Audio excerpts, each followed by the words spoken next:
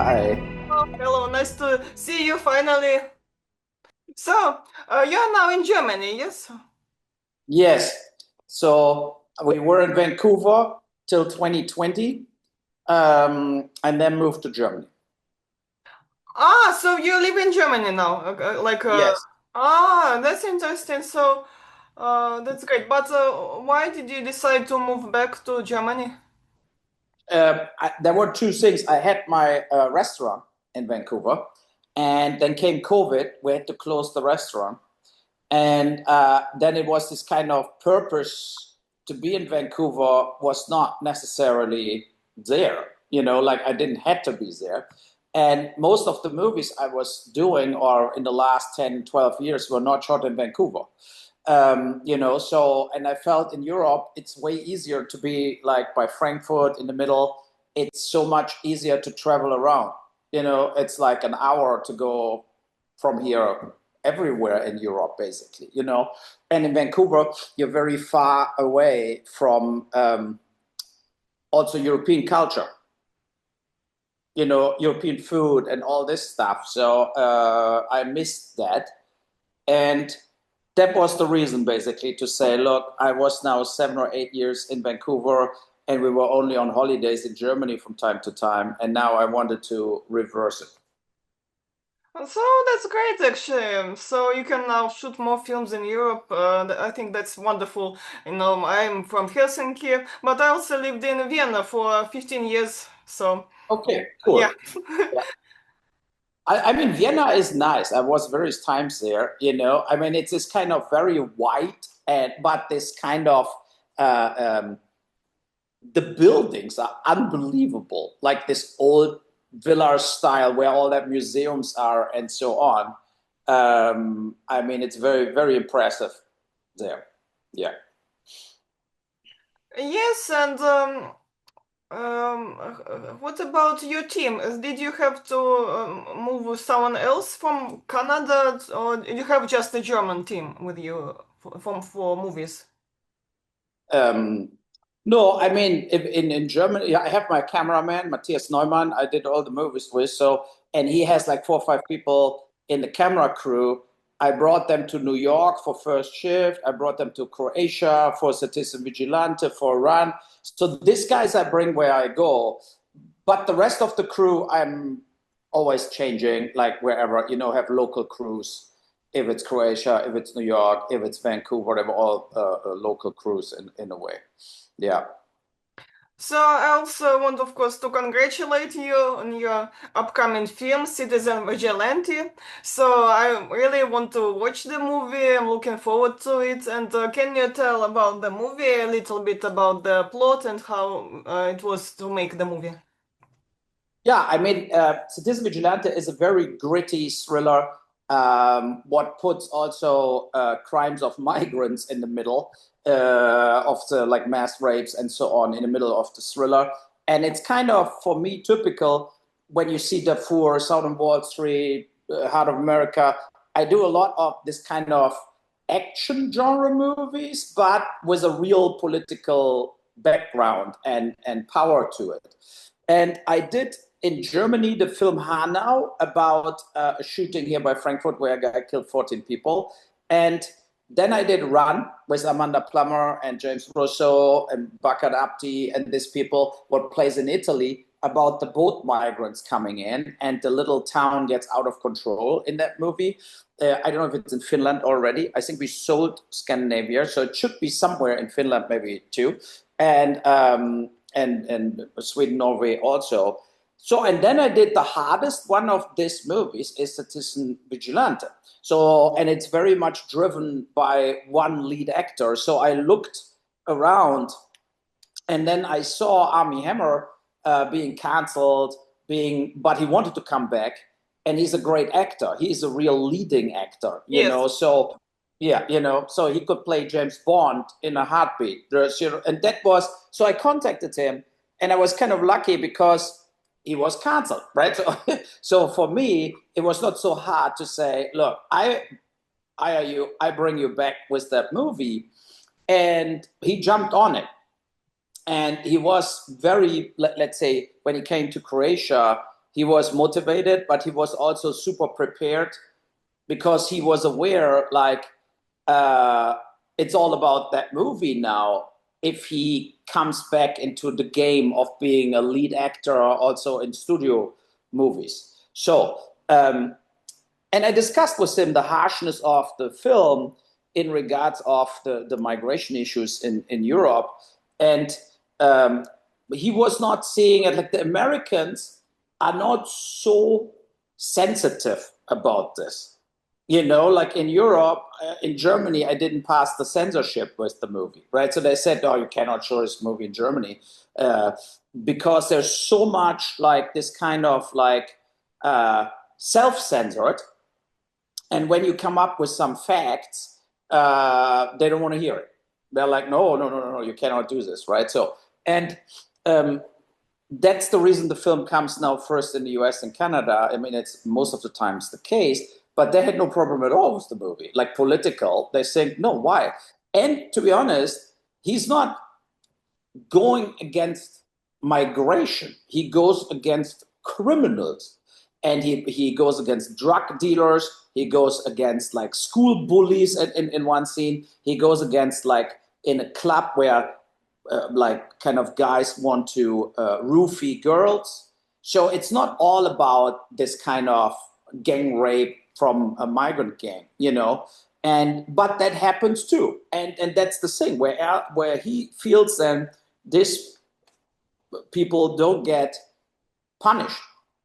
They're getting not even in jail for stuff like this, and we actually have cases like this, especially in Germany, also into the hundreds, where people do knife stabbings or do rapes, and they don't getting jail time. That's Or terrible. removed out of the country. You know, they don't even get removed out of the country. And I'm furious about that. You know, it's this kind of like, I'm traditionally not a right-wing guy at all, but if something goes completely wrong, then I point it out. You know, as a filmmaker, I feel when you see Assault on Wall Street or Rampage, they're very much movies against the right, against the rich and the super rich, you know, and all this stuff. But that's what's happening with that Islamic migration into Europe. I think that reached a peak where we need to reverse course now, or we are basically going under, you know. So the movie is in the kind of a thing of warning. But it's also just a vigilante action movie, like Equalizer or John Wick and stuff like this, you know, where it's just a lot of people will just see the movie because they want to see an action movie.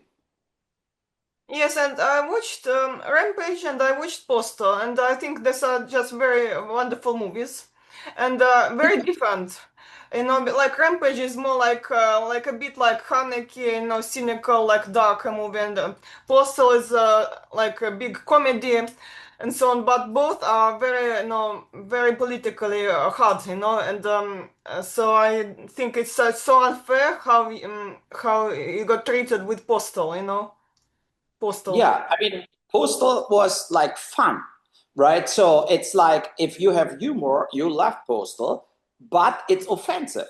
It's you know, it's this kind of I don't accept this kind of self censorship, and I don't accept this kind of that you cannot do because it's against a race, it's against the religion, it's against the country, it's against blah blah blah. I think as a movie maker and in a comedy, you have to be able to make jokes about everything. You know, I mean, that's like who says, "Oh, you cannot do this, you cannot do that, you cannot do this." I mean, let's face it, a movie like Postal would never be done again.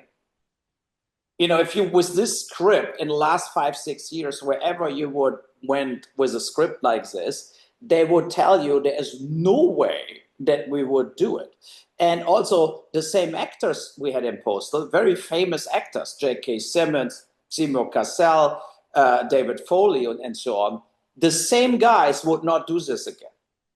You know, the agent would say, "Oh no, you cannot do this movie, you cannot do that movie." So, you know, they would throw them out of the agency if they would play the movie. And I feel it's kind of a downfall of overall qualities of movies in the last 10 years, Yes. where, it's like all the same and nothing is really edgy. Yes, That's all I agree. yeah, And for yeah. example, I felt when I watched like Deadpool, it was like I did not like the movie Deadpool. Have you seen it, Deadpool? The first one or all of them? Okay, I just watched the first one, but I just wanted to Yeah. say that it tried to be like funny over the top, but it didn't have a political edge, It was just completely like meaningless. But your film had a very sharp political edge. Postal. Yes, yes, and that's the thing where I'm also proud that they made all that movies. And it's interesting with Censorship Vigilante. I had a podcast with two guys. The one who said that's the movie I waited for a long time. That's the most important movie I watched for the last few years. The other guy said I'm a Nazi racist and I should never be allowed to make a movie again. So that's the thing, the clash.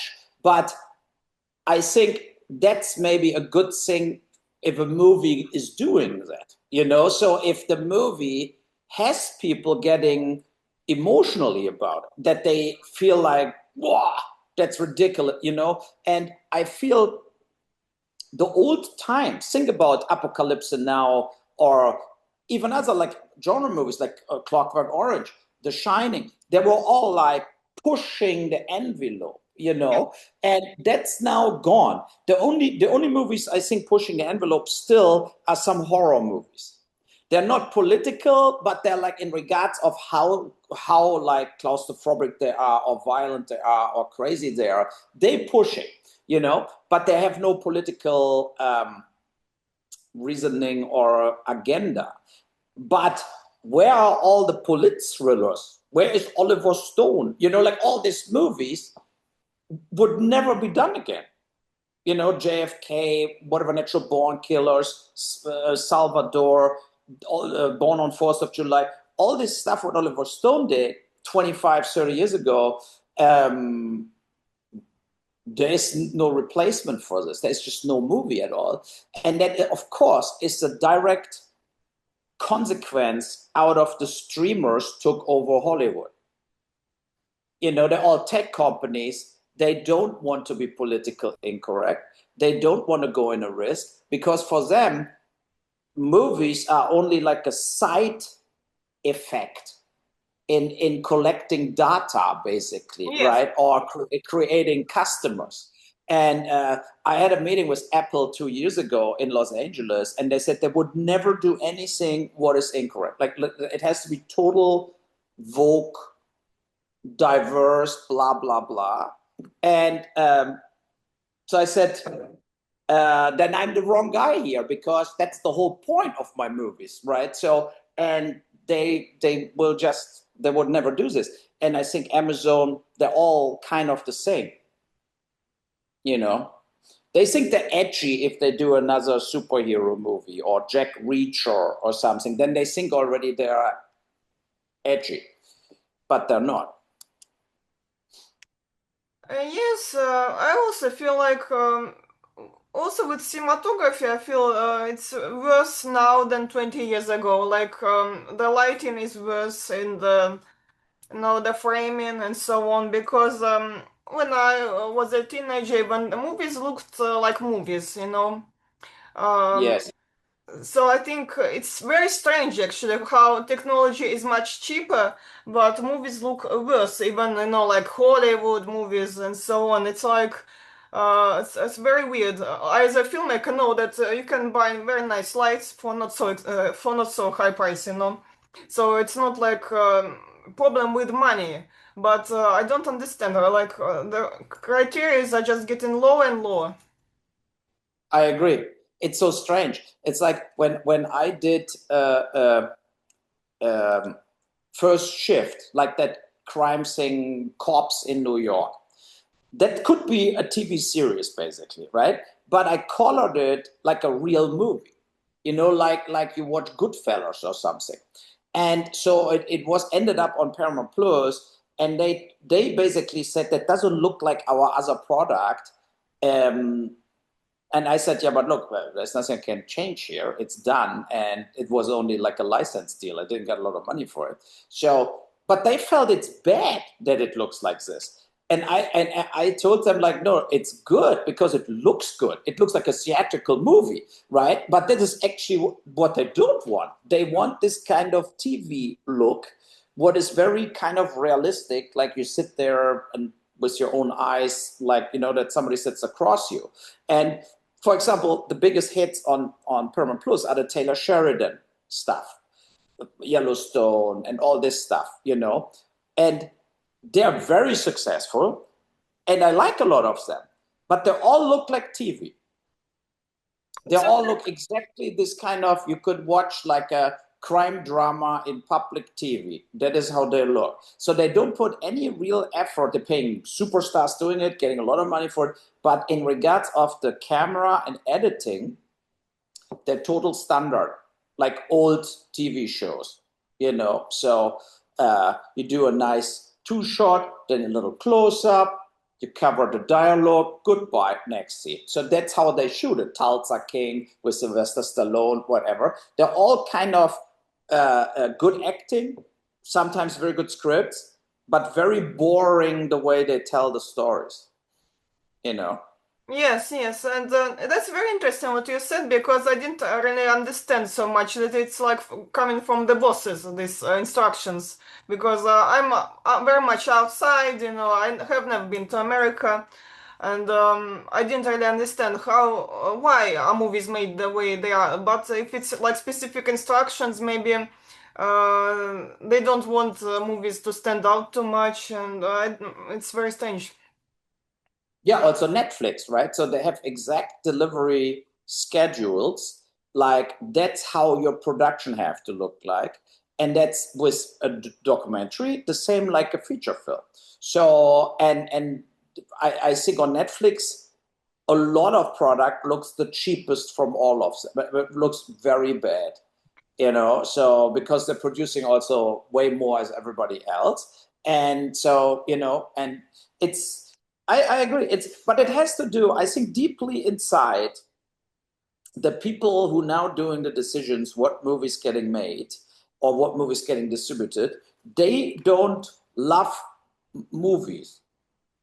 Yes. That's the difference, right? You had like the old system, you had Bob Evans or whatever, real producers working in the studio system, and they love movies. They don't want to do this only for the money. And that went away. What I feel, I think the only two who are a little still loving movies is the boys guy from Warner Brothers and Amy Pascal. You know, this they when you see Warner Brothers is going a lot of times a little more in a risk and doing things that are a little offbeat, like Sinners or Weapons and all this stuff, what then turns into a success because it's a little different as what the others do, you know. So they at least, I think, have kind of a quality driven idea what they want to put out there, and the others. I mean, who knows who at Amazon would pick movies? Do I know that name? No, I have no clue who at Amazon decides what movie gets shot or not.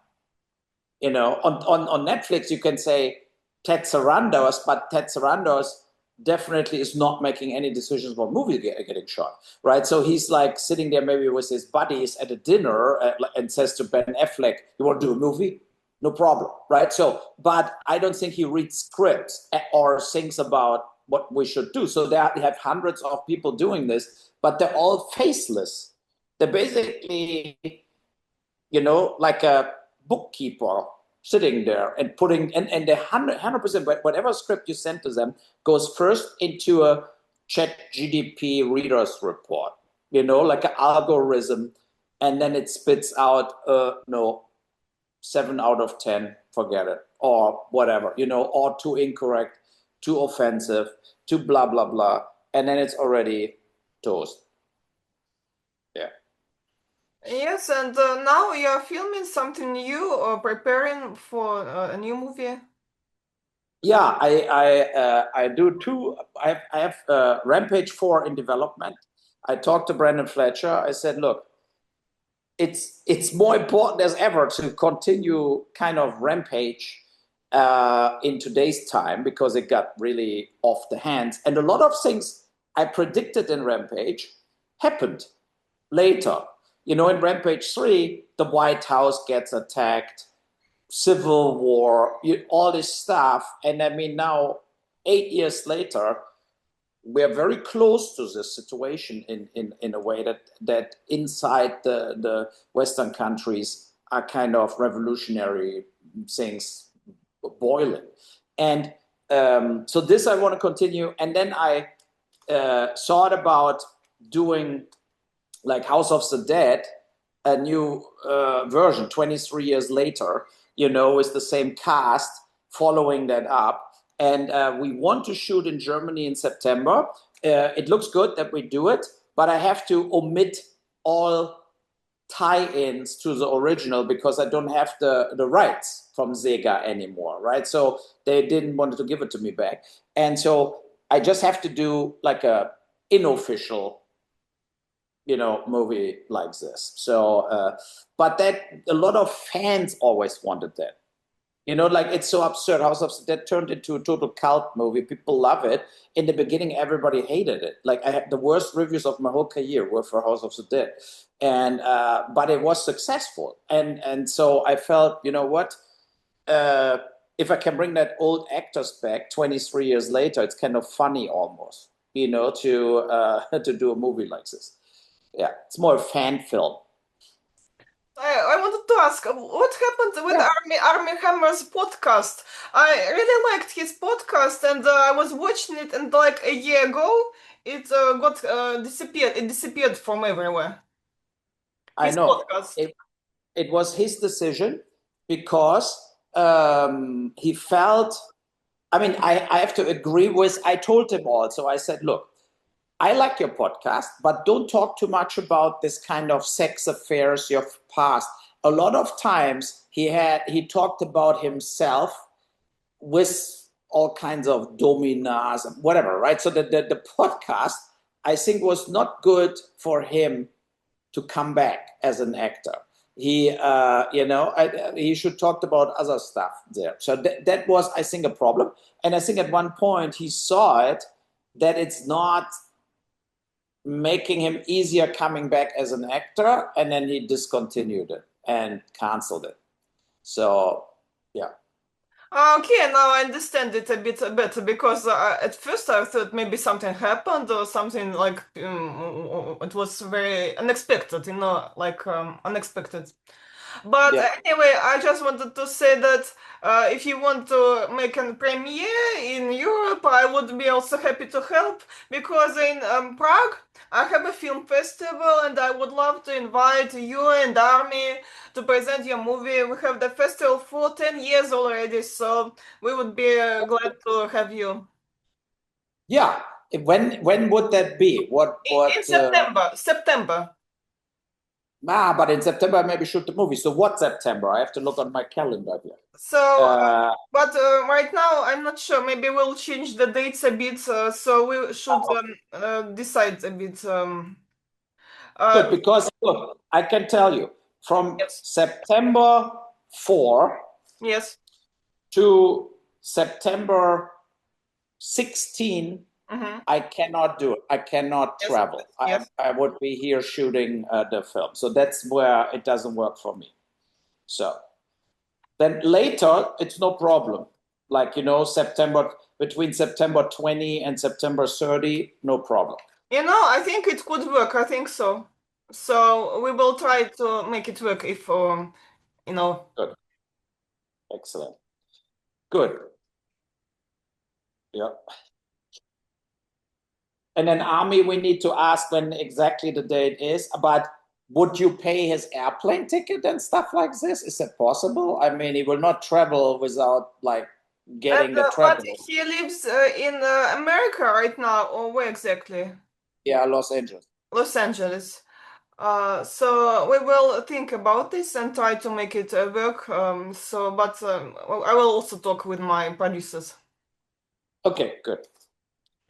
Yeah. More questions, or that was it? Um, I I have time. It's not like I want to finish it. If you have Yeah, more yeah, yeah, questions, yeah. But I also I kind can. of want to think about it a bit. Maybe you can tell about uh, maybe which filmmakers inspired you the most in your career? I mean, based on my generation, of course, Oliver Stone, Martin Scorsese, Stanley Kubrick, but also a little older ones, William Wyler, John Ford, definitely. Um, and it's not that I love all the movies they ever did, but this was the time where I went 2 or 3 times a week to the movies. You know, Sergio Leone, Once Upon a Time in the West, Goodfellas, but also The Godfather, Apocalypse Now. This kind of the movies of the 80s, 90s, and up to the early 2000s. I think they were also maybe the best time for movies in general.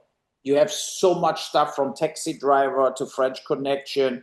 You had Don Siegel, Sam Peckinpah, like they were very influential for me. Um, I love Jaws from Steven Spielberg. It's my favorite movie from him, and but this was very. They influence. I think they were like the trigger point for me to say I want to make movies. There was so much. Think about it: John Carpenter, David Cronenberg, David Lynch. You had so much parallel talents in that director world. You had like 15, 20 absolutely icons directing movies at the same time there. That's also not the case anymore. And what advice would you give to beginner filmmakers who are starting out? And what is your advice? No, I think the good thing now is when I started with like, and on my YouTube channel, I put some older movies out now, a box documentary I did, and whatever what I started with. You had you had to shoot super 8 millimeter or 16 millimeter, and it cost always money. Like now you can shoot even with your cell phone, and it costs nothing. So that is a huge difference today. Now it's so much easier to film something, to produce something, and you can make short movies now and you put them out there, TikTok, Instagram, whatever. Like you get like followers maybe only because you make some small movies and short movies. That's all better now. And I would say to beginner filmmakers, like, just try everything out. Try making something funny, making something serious, and surround yourself with people, not only your friends, also people have talent. I see a lot of like beginner filmmakers, a lot of people contact me like, can you watch my film? Can you whatever, like my film, whatever, right? So, and a lot of times I have the feeling the filmmaker is not so bad, but he's just using his bodies as actors, for example, and they cannot act, right? You destroy your own talent if you don't have talented people working with you. And that's I think also because of social media, you have the chance to find online more people they fit, So, and I think that would be an advice, and don't load everything on your social media. If you want to have a reputation as a filmmaker, don't load everything up also when it's shit. Like some people, they shoot something and now they put the work in, and then like they're loading it up on YouTube. But that's not a good like advertising for themselves if it's like mediocre. It's better than not to do this and post only stuff you really think, I'm very happy with this, Yeah. So yes, thank you very much, Uwe. It was a Yeah. wonderful talk, and I wish you great luck with the premiere and a lot of success. So Thanks so much. We talk soon. thank you, Okay. thank you. Bye.